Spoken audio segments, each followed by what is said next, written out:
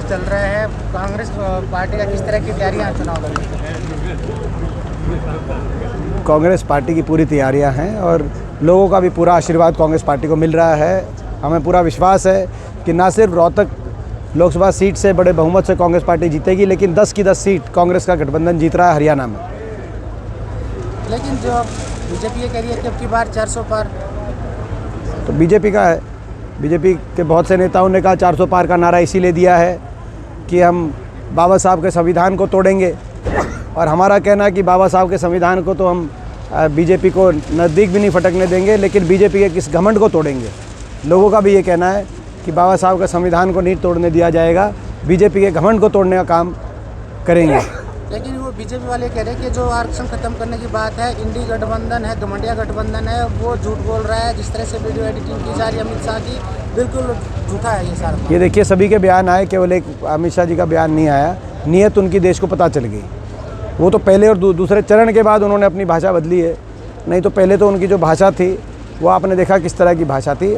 हर उनके नेता आनंद कुमार हेगड़े से लेकर, उनके जो मेरठ से चुनाव लड़ रहे हैं गोविल जी से लेकर, और जो इनके आरएसएस के जो मुखिया हैं, उनके बयानों तक एक ही बात आ रही थी कि हम 400 पार का नारा इसीलिए कि हम बाबा साहब के संविधान को तोड़ने का काम करेंगे। तो ये मैं समझता हूँ कि देश की जनता समझ रही है। अब उन्होंने अपनी भाषा बदली है दो चरण के मतदान के बाद, लेकिन उनकी नीयत लोग समझ चुके हैं। बीजेपी नेता ये कह रहे हैं कि आप इमोशनल कर रहे हैं, चुनाव लोकसभा का इमोशनल ब्लैकमेल हो रही है, आप लोग इमोशनल ब्लैकमेल कर रहे हो उनका परिवार। ये देखिए, आपने सुना मेरा, मैं किस बात पे बात, मैंने अपने काम और आचरण के आधार पर लोगों को तराजू पे तोलने की मैं अपील करता हूँ। तो इसमें तो मैं समझता हूँ कि किसी भी जनप्रतिनिधि को उसके काम और आचरण के आधार पर ही उसका आकलन किया जाना चाहिए। यही प्रजातांत्रिक नैतिकता है। कल पूर्व मुख्यमंत्री और करनाल से प्रत्याशी का किसानों ने विरोध किया है, बीजेपी प्रत्याशियों का विरोध कर रहे हैं बार बार। मुख्यमंत्री का क्या कल पूर्व मुख्यमंत्री का विरोध। देखिए, मैंने शुरू से एक बात कही है कि विरोध प्रकट करने का सही तरीका मतदान है। लोग अपना गुस्सा मतदान के माध्यम से, वोट की चोट के माध्यम से प्रकट करें।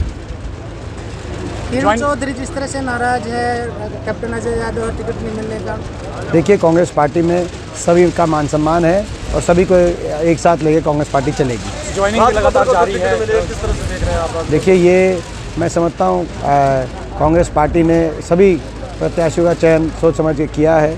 कहीं ना कहीं जो मैं समझता हूँ कि एक पंजाबी वर्ग में, एक बीसीए वर्ग में एक संदेश, क्योंकि बीसीए वर्ग में मैं समझता हूँ कि शायद ये पहली लोकसभा की जो है एक उम्मीदवार के रूप में जो है राज बब्बर जी आए हैं, और उनका एक बड़ा चेहरा है।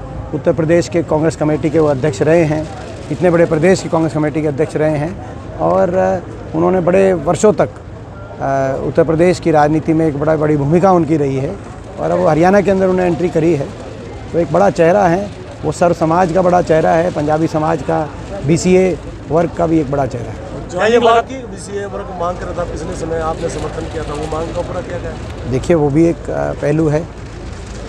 एमपी साहब, जिस तरीके से इंडिया गठबंधन के आप प्रत्याशी, लेकिन इंडिया गठबंधन की जो पार्टियां हैं वो इलाके में आपके साथ दिख नहीं रही, क्या कहोगे? जो नेता है आम आदमी पार्टी के,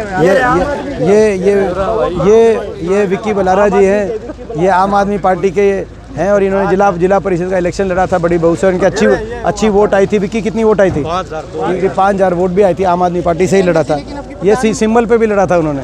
तो आपकी बात की तो पोल यहीं खुल गई। दीपेंद्र जी, जिस तरह से अब नरेंद्र मोदी गहनों की बात कर रहे हैं, मंगलसूत्र की बात कर रहे हैं, क्या मुद्दों से भटक गए? देखिए, पहले और दूसरे चरण के मतदान के बाद भारतीय जनता पार्टी के शीर्ष नेताओं के भाषा में जो कटुता और असत्य दिखाई दे रहा है, वो कहीं ना कहीं उनके रुझानों से कड़ी निराशा जो उनके हाथ लगी, पहले दोनों चरणों के मतदान से जो कड़ी निराशा जो उनके बीजेपी के हाथ लगी, उसकी झलक दिखाई दे रही है। धन्यवाद।